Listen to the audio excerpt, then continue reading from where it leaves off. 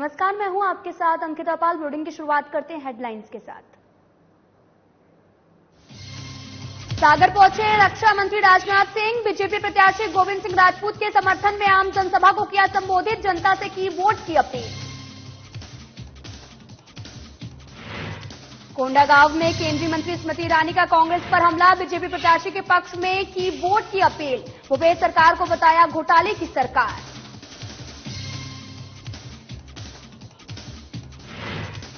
तेंदुआ विधानसभा के बीजेपी उम्मीदवार अंतर सिंह आर्य के घर पहुंचे कई नेता। कार्यकर्ताओं ने बीजेपी को जीत दिलाने की ली शपथ। कई बड़े दागे सवाल।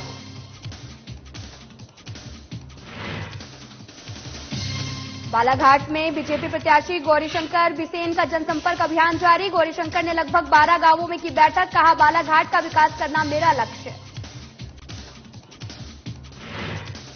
महिदपुर में विधानसभा चुनाव को लेकर फ्लैग मार्च का निर्देश। आईटीबीपी और सीआरपीएफ के जवानों ने निकाला फ्लैग मार्च। लोगों से की चुनाव के समय शांति बनाए रखने की अपील।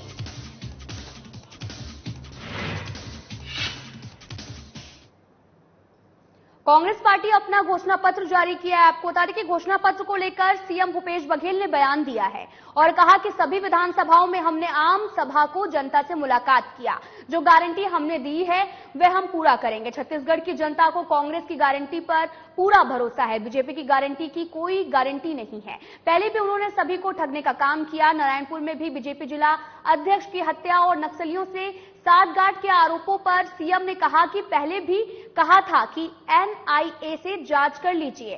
भारत सरकार को चिट्ठी भी लिखी गई, लेकिन उनको सिर्फ राजनीति करना है। जिला स्तर के पदाधिकारियों की मृत्यु हुई तो पूरे परिवार के प्रति संवेदनाएं हैं। हमारे फोर्स के दबाव के चलते नक्सली पीछे हटे हैं। कहीं छूट-फूट जो घटनाएं होती रहती हैं, ऐसे इनकार नहीं किया जा सकता। पहले और इन स्थितियों में भी जमीन आसमान का फर्क है। बदनाम करने की साजिश पर कहा कि जांच होगी तो पता चलेगा। आरोप लगाए थे तो मैंने कहा कि इस जांच एनआईए से करा लीजिए। भारत सरकार को चिट्ठी भी लिख दी, लेकिन इनको केवल राजनीति करना है। घटना हुई है, भारतीय जनता पार्टी के जिला स्तर के पदाधिकारी की मृत्यु हुई है। पूरे परिवार के प्रति मैं संवेदना व्यक्त करता हूं, लेकिन लगातार हमारे फोर्स के दबाव के चलते नक्सली बहुत पीछे हो गए हैं। अब लोग आराम से अंदरूनी क्षेत्र में भी जा रहे हैं। कहीं कहीं छूट-फूट घटनाएं हो रही है, उससे इंकार नहीं किया जा सकता। लेकिन जो पहले वाली जो स्थिति थी और अब में जमीन आसमान का अंतर है। और वो बोलते हैं कि मैं ओबीसी इसलिए गाली देते हैं, तो मैं भी तो ओबीसी हूं भाई, फिर वो गाली क्यों दे रहे हैं? और मैं इस आपके माध्यम से कहना चाहूंगा, 5 साल पहले रमन सिंह जी मुझे फर्जी केस में फंसाने की कोशिश की थी। भारतीय जनता पार्टी की सरकार का पतन हुआ है। आज केंद्र सरकार के इशारे पर ईडी षड्यंत्र पूर्वक मुझे बदनाम करने की कोशिश कर रहे हैं। इसका अर्थ यही हुआ है कि केंद्र सरकार का भी पतन होने की शुरुआत हो गई है। आप षड्यंत्र करके किसी को बदनाम करने की कोशिश करेंगे तो आपका पतन निश्चित। महिदपुर थाने पर एसडीओपी सुनील कुमार वरखड़े और साथ ही थाना प्रभारी राजवीर सिंह गुर्जर ने सीआरपीएफ के जवानों का पुष्पमाला पहनाकर स्वागत किया। साथ ही विधानसभा चुनाव 2023 के तहत क्रिटिकल मतदान केंद्र को लेकर शांतिपूर्ण मतदान करवाने के संबंध में महिदपुर थाने पर केंद्रीय रिजर्व पुलिस बल के 75 जवान पहुंचे, जहां पर सीआरपीएफ के जवानों का एसडीओपी सुनील कुमार वरखड़े और साथ ही थाना प्रभारी राजवीर सिंह गुर्जर ने भी पुष्पमाला पहनाकर स्वागत किया। स्वागत बेला में महिदपुर थाने का पूरा स्टाफ उपस्थित रहा। सभी सीआरपीएफ के जवानों को पुष्पमाला पहनाकर स्वागत किया गया। जवानों की स्वागत का ये कार्यक्रम पहले कभी भी नहीं हुआ। सभी ने पुलिस प्रशासन के इस सराहनीय कार्य की प्रशंसा भी की।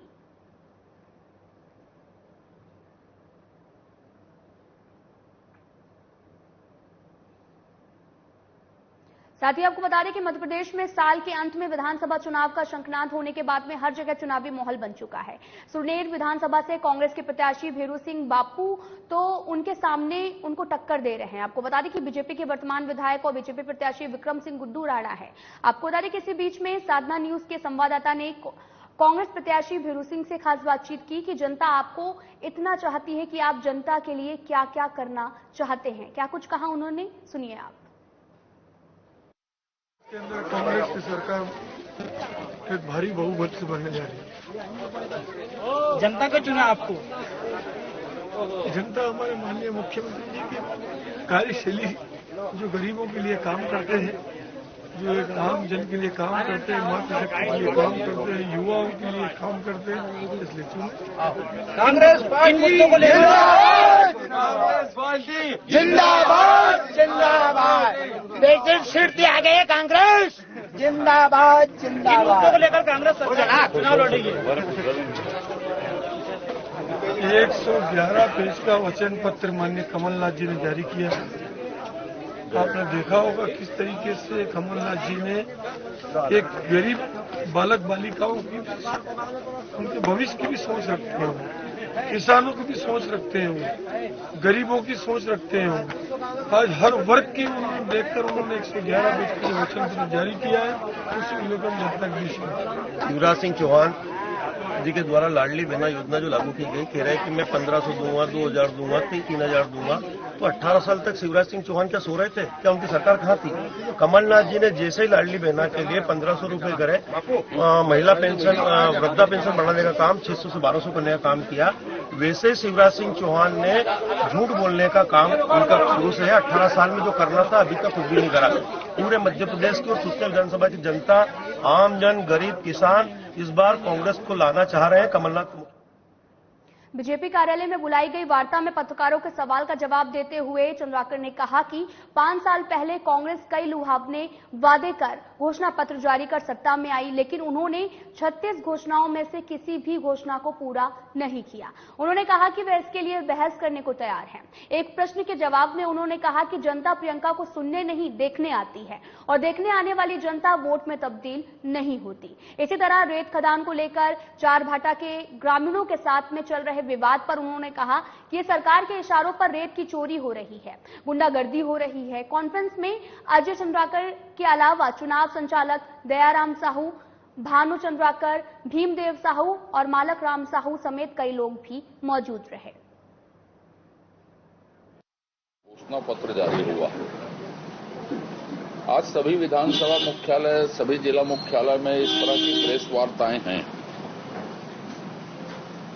जो 5 साल छत्तीसगढ़ की स्थिति रही और भूपेश बघेल जी या कांग्रेस पार्टी ने जन घोषणा पत्र में जिन मुद्दों को उठाया, उन मुद्दों से छत्तीसगढ़ का आदमी अपने आप को 5 साल में छला हुआ महसूस किया।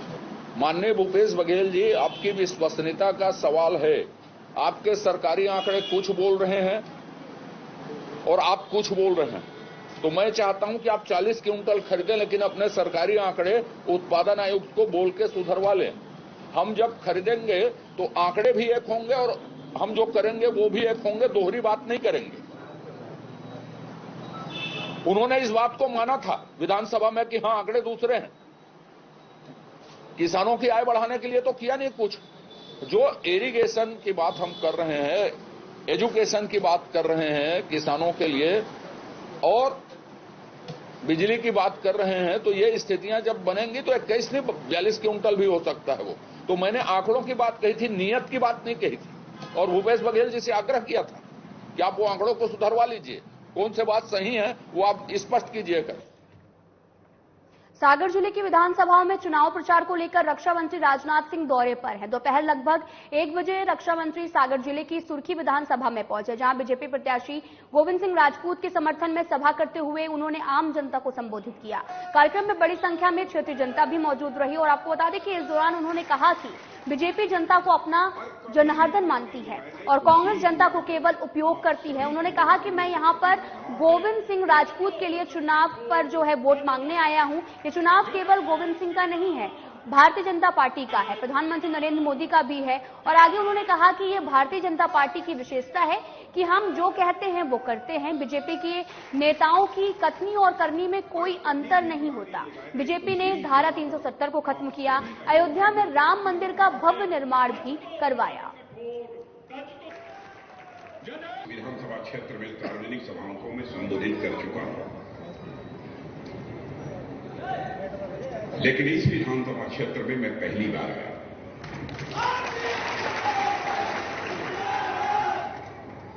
आप लोगों ने फूलों की हार पहनाकर मेरा स्वागत किया है, आपने तालियां बजाकर मेरा स्वागत किया है। भारत की परंपरा है और शिष्टाचार का तकाजा है। स्वागत, अभिनंदन और सलाम दुआ कभी एक तरफा नहीं होना चाहिए। इसलिए मैं भी अपनी तरफ से शीश झुकाकर आप सभी बहनों भाइयों का हार्दिक अभिनंदन करता हूं। आप सभी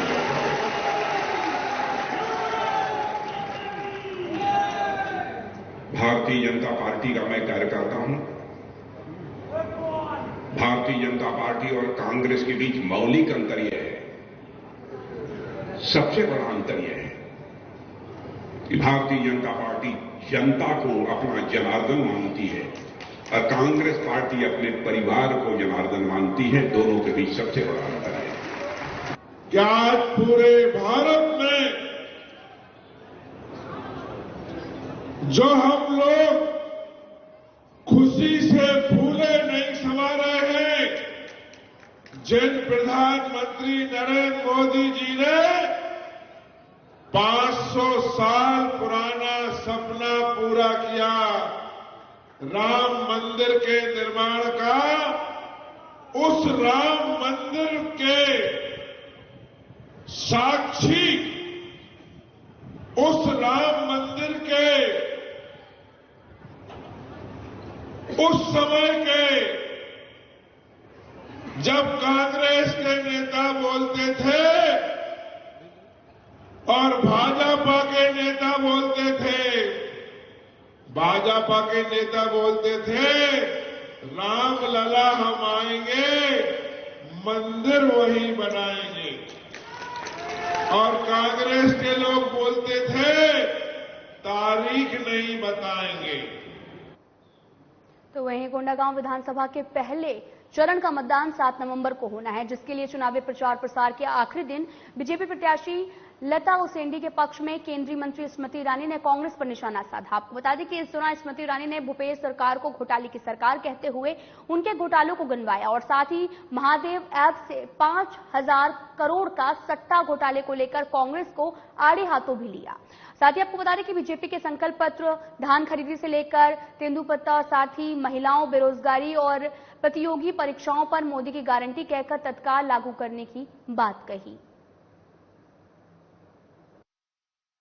तो पाने की लालसा इतनी, भूपेश जी दुबई के रिमोट कंट्रोल से चलाए जाएंगे। अब तक तो मुझे कहा गया था कि रिमोट दिल्ली का है, अब पता चला है कि रिमोट दुबई में भी पड़ा है। फोन आता है टनाटन, आदमी भागता है धनाधन और पकड़ा जाता है करोड़ों रुपये के साथ। आज मैं कहना चाहती हूँ भूपेश जी, ये कैसा अन्याय है आपका। नेताओं के बच्चों को पीएचडी के घोटाले के माध्यम से नौकरी दिलवाते हो और गरीब के बेटों से सट्टा का ऐप चलवाते हो। इतना फरेबी झूठा विधायक नहीं देखा जिसमें जितना झूठा फरेबी विधायक मोहन मरकाम है। मोहन मरकाम को अगर अवार्ड दिया जाए तो फरेब और झूठ में सबसे अव्वल नंबर में मोहन मरकाम जी आएंगे। आज भी सुबह मैं गांव गई थी, हीरापुर में गई तो मुझे बताया गया 5 तो पत्थर है दीदी यहाँ पे भूमि पूजन का, पिछले कार्यकाल का 3 पत्थर और इस कार्यकाल का 2 पत्थर, 5 पत्थर का पैसा नहीं आया। विधायक जी भूमि पूजन कर करके चले जाते हैं और हर गांव में ऐसी हालत है, वादा करके चले जाते हैं लेकिन पीछे पलट के नहीं देखते। आज ऐसा फरेबी झूठा भ्रष्टाचारी विधायक छत्तीसगढ़ में कोई है तो कांग्रेस पार्टी का मोहन। उत्तर प्रदेश के सीएम योगी आदित्यनाथ भानु प्रताप पुर पहुंचे, जहां पर उन्होंने एक विशाल जनसभा को संबोधित किया। साथ ही सभा में हजारों की संख्या में लोग भी मौजूद रहे। बीजेपी के अधिकृत प्रत्याशी गौतम ने उनके पक्ष में मतदान करने की भी अपील करते हुए कहा कि बीजेपी हमेशा विकास चाहती है। कांग्रेस पर निशाना साधते हुए कहा कि कांग्रेस सत्ता में आते ही भ्रष्टाचार के अलावा कुछ भी नहीं करती। आगे उन्होंने बीजेपी के घोषणा पत्र का जिक्र करते हुए कहा कि छत्तीसगढ़ में सत्ता में आते ही किसानों के प्रति एकड़ में 21 क्विंटल हिसाब से खरीदा जाएगा और प्रति क्विंटल 3100 रुपए दर से खरीदी करने का निर्णय लिया गया। साथ ही कहा कि छत्तीसगढ़ में 18 लाख परिवारों की प्रधानमंत्री आवास निर्माण करने का घोषणा भी किया।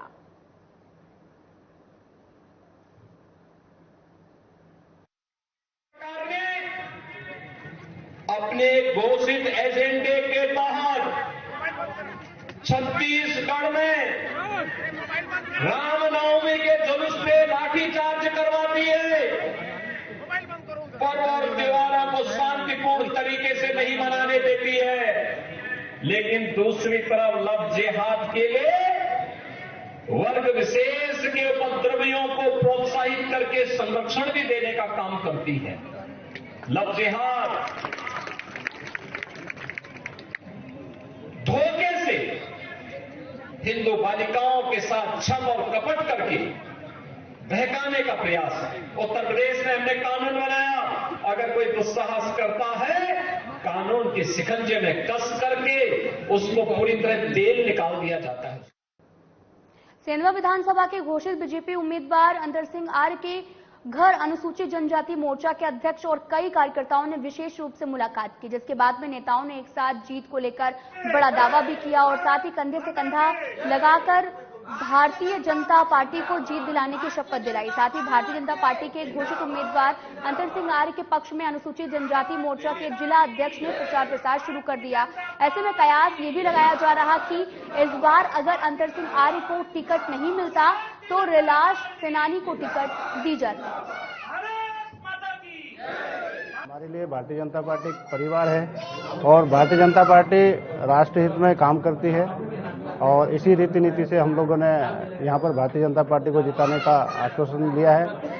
क्योंकि टिकट की मांग करी थी और कहीं न कहीं अगर दादा का निर्णय हुआ है तो हमारे लिए संगठन का जो निर्णय है वो सर्वोपरि है और संगठन के निर्णय को हम स्वागत करते हैं। क्योंकि मैं जिले का अध्यक्ष हूँ, इसलिए मेरे अन्यत्र जो विधानसभा है वहाँ प्रवास हो रहे थे और जनचर्चा ये चल रही थी कि दादा ने भी जैसे कल भाषण में बोला कि लोगों की थोड़ी चिंता थी कि डॉक्टर साहब क्या करेंगे क्या नहीं करेंगे। क्योंकि किसी चीज से आप अपेक्षा करते हैं वो नहीं प्राप्त होती तो एक स्वाभाविक मनुष्य जीवन है और उसमें कहीं न कहीं थोड़ा बहुत ऐसा लगता है, परंतु हम राष्ट्र के लिए इस विचारधारा से जुड़े हैं। राष्ट्रीय विचारधारा के साथ में हम पार्टी के साथ में हैं और यहाँ सेंधवा विधानसभा के साथ साथ में जो चारों विधानसभा हमारी बड़वानी है, बड़वानी विधानसभा बड़वानी जिले में चारों विधानसभा को हम जीत के और प्रदेश सरकार की झोली में डालेंगे। 10-12 दिन से चुनावी अभियान में लगे हुए हैं। यहाँ हमारे सेंधवा विधानसभा से 2 उम्मीदवार थे, मतलब डॉक्टर रेला सेनानी और विकास आर्य। मैंने तो पहले ये अनुरोध किया था कि भाई कि विकास को दिया जाए, मतलब मेरा इसके बाद चुनाव लड़ने का मन नहीं था, परंतु भारतीय जनता पार्टी के प्रदेश और दिल्ली के वरिष्ठ लोगों ने मुझे मतलब भारतीय जनता पार्टी का अधिकृत उम्मीदवार घोषित कर दिया है। डॉक्टर साहब हमारे आदिवासी मोर्चे के जिला के अध्यक्ष है और उनके साथ जितनी टीम है ये जो पीछे खड़ी है, सब कार्यकर्ता डॉक्टर साहब के साथ में जो चलते थे वो सभी भारतीय जनता पार्टी का चुनावी अभियान में लग गए हैं। खबर बालाघाट से, जहां पर बीजेपी प्रत्याशी गौरीशंकर बिसेन लगातार चुनावी जनसंपर्क अभियान चला रहे हैं। आपको बता दें कि जिसको लेकर गौरीशंकर बिसेन ने लालबर्रा विकासखंड के करीब 12 गांवों में बैठक की और बैठक में पार्टी के कई कार्यकर्ता भी मौजूद रहे। चर्चा के दौरान बिसेन ने सभा को संबोधित करते हुए अपने किए हुए विकास कार्यों का ब्यौरा भी दिया। उन्होंने कहा कि क्षेत्रवासियों की मांग थी कि 23 साल पुरानी जर्जर सड़क का निर्माण कार्य जल्द पूरा किया जाए, जिसको प्राथमिकता देते हुए 18 करोड़ की लागत से निर्माण हुआ और साथ ही जिसका भूमि पूजन होकर निर्माण कार्य प्रारंभ हो चुका है और ये विकास का क्रम निरंतर ऐसे ही चलता रहेगा।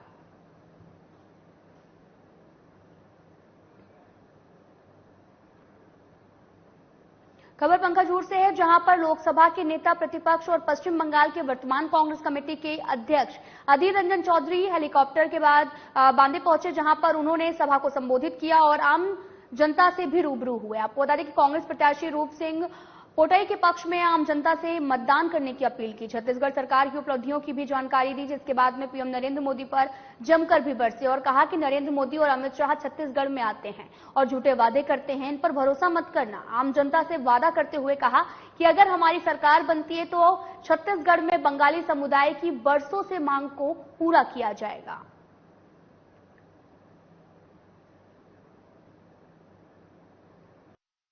कि बंगाल की सारे लोग जानते हैं कि ये जो सरकार बाघेल की सरकार, ये मतलब आम लोगों की सरकार है, जनता की सरकार है और ये जनता के लिए लड़ रहे हैं, जनता के लिए मेहनत कर रहे हैं।